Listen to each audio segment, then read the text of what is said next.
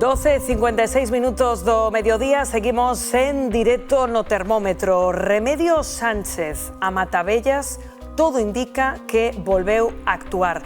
Seguro que teñen na súa retina estas imaxes. Imposible esquecer a historia desta muller, unha asesina múltiple que estaba na actualidade disfrutando dun permiso penitenciario, un permiso ordinario, deses que se lle conceden aos presos por bo comportamento, e como se unha broma macabra se tratara, esta muller, a que coñecían tamén como La Reme, aproveitou ese permiso presuntamente para volver a asesinar a unha muller maior. Bernardo, que víctimas ten xa esta asesina en serie no seu haber? Pois todas mulleres maiores, Rocío, ou vulnerables pola súa idade que vivían soas. Efectivamente, natural de Galicia, Remedios Sánchez vivía en Barcelona e traballaba nun restaurante galego do centro. Tiña fama de doce e extremadamente amable. A súa estrategia era sempre similar. Gañaba a confianza da vítima para que lle abrira a porta con desculpas, como pedir algo, entregar un paquete ou dicir que coñecía a persoa, e unha vez dentro estrangulaba cunha toalla, cun trapo ou cun elemento similar. Logo levaba xoias, cartos ou obxectos de valor. Houbo polo menos 3 mulleres maiores que acabaron mortas. A primeira vítima foi Pepita Cervantes, de 83 anos. Inicialmente parecía un roubo con violencia, pero había aspectos que non cadraban. A porta non estaba forzada e só lle levara un colar. Tras ela, seguirían 2 mulleres máis de 76 e 96 anos. Pero a máis destes 3 asasinatos consumados, a Reme foi condenada por 5 tentativas de asesinato, 7 delitos de roubo con violencia e un delito de furto, a un total de 144 anos e 7 meses de prisión. Outro nome, Rosa, non faleceu, pero foi atacada violentamente e o seu testemunho axudou a definir quen cometía os feitos. E outro máis, Montserrat, quedou ferida, sangrando cunha cella partida, e Remedios rouboulle xoias e 500 euros. O punto clave para delatala foi un erro. Despois dun dos roubos, Remedios utilizou unha tarxeta de crédito roubada nun bingo de Barcelona, un lugar onde hai unha identificación obrigatoria. Esa pista permitiu aos axentes poñerlle rostro e detela.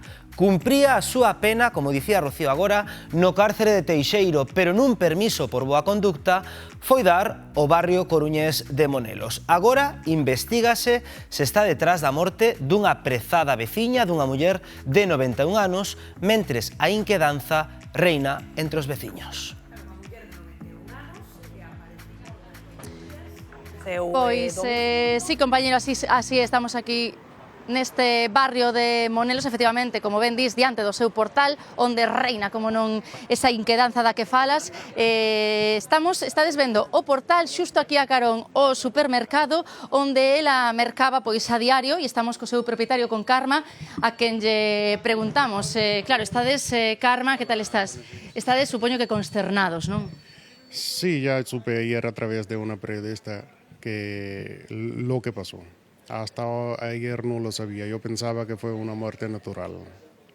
¿Cómo era ela? Ti coñecía? La viña a comprar aquí? Sí, ya venía a comprar aquí, bajaba casi, si no todos los días, cada segundo día ya venía a comprar algunas cosas siempre. Y era una señora muy amable, muy humilde. Confiaba na xente? Víchela con alguén que non viras nunca? No, nunca lo vi con nadie. Con su familia, por supuesto, con los hijos, sí. Pero con otra tercera persona no lo vi nunca, ni entrando, ni saliendo, ni para venir de compras, no lo vi nunca. E ti dis que era confiada coa xente o mellor ou desconfiaba? No lo sé, porque o vida de fora no lo sé, porque yo estoy aquí dentro siempre y no sé cómo sería, pero os vecinos que conta que no confiaba en gente así de rápido. Incluso no abría las puertas, que hoy por la mañana acabo de contar una vecina que no abría puerta ni para los de correos.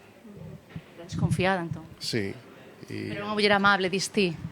Sí, era una mujer muy amable, que venía a comprar aquí y con nosotros siempre trató muy bien, muy bien. E ti na viches ese propio día do crimen? Víchela como estaba? Sí, por la mañana ya lo vi, por la mañana y ya estaba bien, perfectamente bien. Incluso yo tuve que salir un ratito, estaba mi otro compañero aquí en la tienda y creo que ya vino a buscar yogures de limón y tal. Y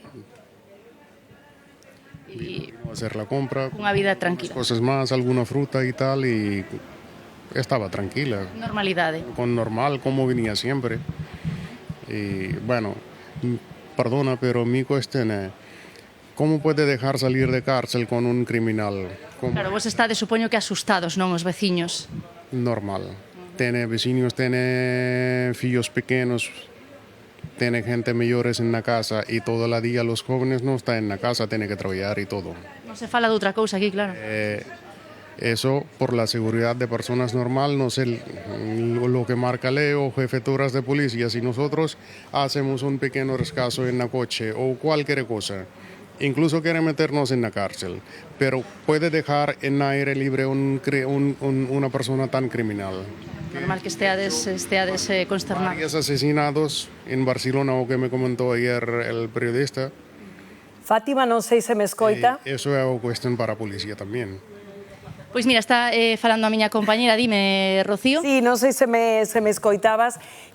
Moi interesante esa testemunha. Creo que hai máis veciños, porque hoxe, como nos estás relatando, compañeira, hai moita consternación tras esta nova, porque recordemos que hai 10 días que apareceu o corpo desta muller de 91 anos, falecida no seu domicilio, que nun primeiro momento todo apuntaba a unha morte natural, ata que esa investigación e, sobre todo, o achado dunha pegada no baño onde apareceu esta muller falecida, pois deu a pista definitiva aos investigadores de que quizáis nos atopábamos ante outro crime da Matavellas, de Remedios Muñoz. Fátima, temos que irnos un momentiño a publicidade, pero a volta seguiremos testando os ánimos aí onde te atopas e, sobre todo, nos faremos unha pregunta clave aquí na mesa: como é posible que ante este historial criminal pois esta muller conseguira ese permiso que a levou a esas rúas da Coruña? Fátima, de seguido volvemos aí contigo. Non se movan todos vostedes,